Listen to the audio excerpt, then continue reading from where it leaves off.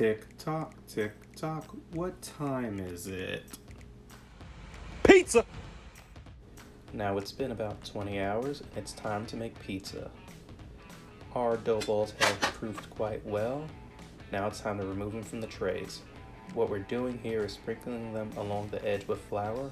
This will prevent the balls from sticking to one another when trying to remove them from the tray.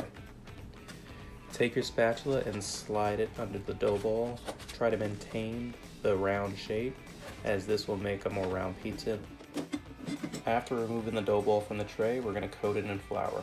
This will prevent the dough ball from sticking to your workstation, and when I have a little excess flour, I make sure I sprinkle my peel with that, as you want it to be lightly coated with flour so it doesn't burn in the oven. Now there are many ways to stretch a pizza. One is the Neapolitan slap, as you'll see me demonstrate, and another is the wheel, as I will demonstrate shortly. Here's a Neapolitan slap.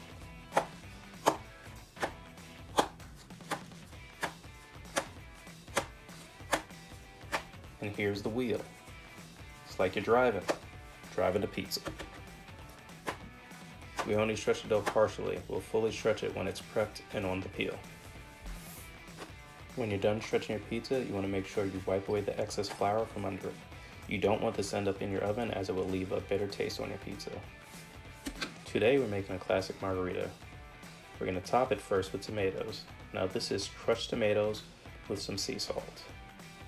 Spread it around in a circular motion. Make sure not to go too close to the edge, as we want that nice cornichone. Next, we're going to sprinkle a light coating of Parmesan. This adds a nice umami touch to your pizza. Next, I like to tear the basil on my pizza. This releases the oils and more of the flavors throughout the pizza.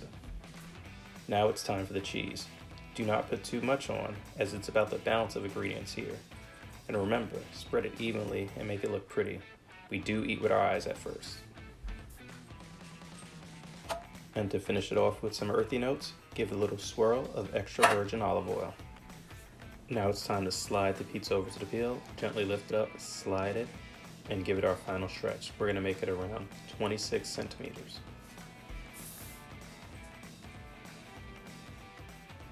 Now it's time to place our pizza into the oven. The oven I'm using today is a Roccbox by Gosney. This oven reaches temperatures of 500 degrees Celsius or 932 degrees Fahrenheit.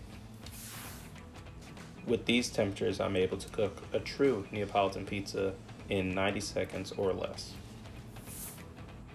Since the flame is located in the rear of the oven, it is necessary that I rotate the pizza so it cooks evenly. This is also a requirement in a full-size Neapolitan wood-fired pizza oven, as the flame is usually located to one side of the oven.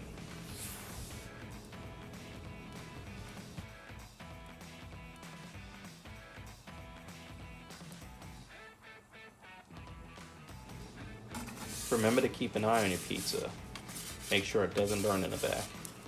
And if you do not have a turning peel, use the launching peel to retrieve the pizza from the oven, rotate it, and place it back in the oven to cook evenly.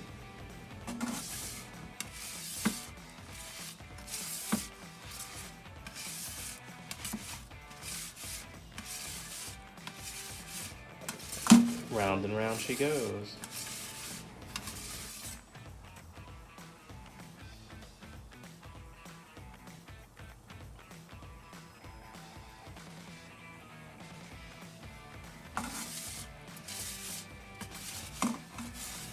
What I'm doing here is making sure the pizza is cooked thoroughly.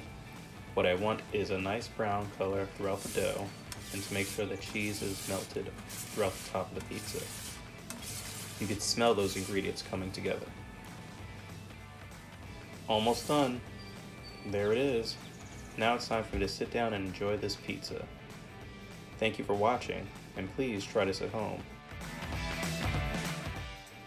Please like and subscribe if you want to see more videos like this.